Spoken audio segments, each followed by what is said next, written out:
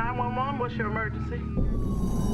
There's a crazy guy at my high school. He's trying to beat me up. If you have a problem with a bully, I need you to speak to a teacher. No, I am a teacher. Excuse me? It's actually another teacher Who wants to have a fist fight? with me after school, so I need help.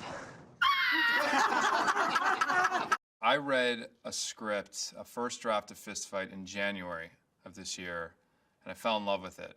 I grew up not only watching John Hughes movies, but they were actually filming John Hughes movies in my hometown on the North Shore of Chicago. So, you know, Ferris Bueller's Day Off and 16 Candles and Breakfast Club, these are the movies of my childhood that inspired me to want to be in the business, and then seeing people go to work on those movies made me think, oh, people actually go do this for a living. And when I read Fist Fight, I always said I want to do a movie that takes place in a day. I want to do a high school movie. And I read Fist Fight, and I thought, this is perfect, because it speaks to me now as an adult, but it's in a high school, and it all takes place in a day. This school is crazy.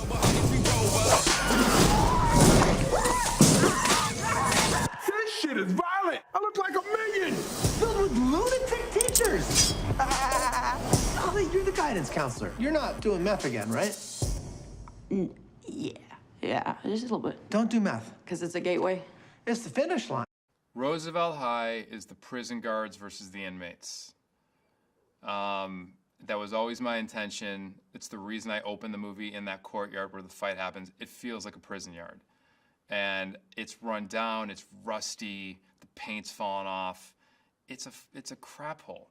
And the reason I didn't start the movie in front of the schools, I wanted us to look at what happens not when you're dropping your kid off, but on the real side of where things happen, where everyone gets dropped, the buses pull in, the teachers pull in. This is where it all goes down in this little courtyard. Snitches get stitches. Snitches and stitches? What are you talking about? Mr. Strickland, reputation of a hothead. Scary, yet effective. Kill shot! Am I the only one here who sees what's going on? Hello? Hello? Not hello, you! Hello, he's holding an axe! Campbell is someone who believes in, you know, talking out your feelings and getting everyone's input, and you know, he wants to be a mentor to these kids, most of whom aren't interested.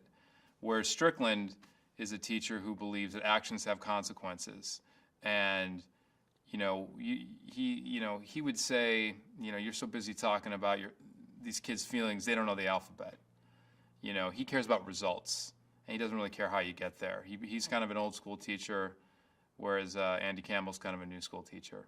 You're the nice guy, and then people are like, hey, I'm gonna stomp on that guy. I'm done with this shit. No more Mr. Nice Guy! No more playing by the rules. Campbell! Daddy's gotta get in a fist fight.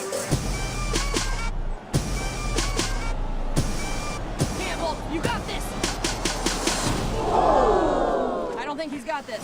Just comedically, I don't think you could ask for a better visual than Ice Cube versus Charlie Day. I mean, it's kind of a laugh in itself, the idea that these two people are going to fight.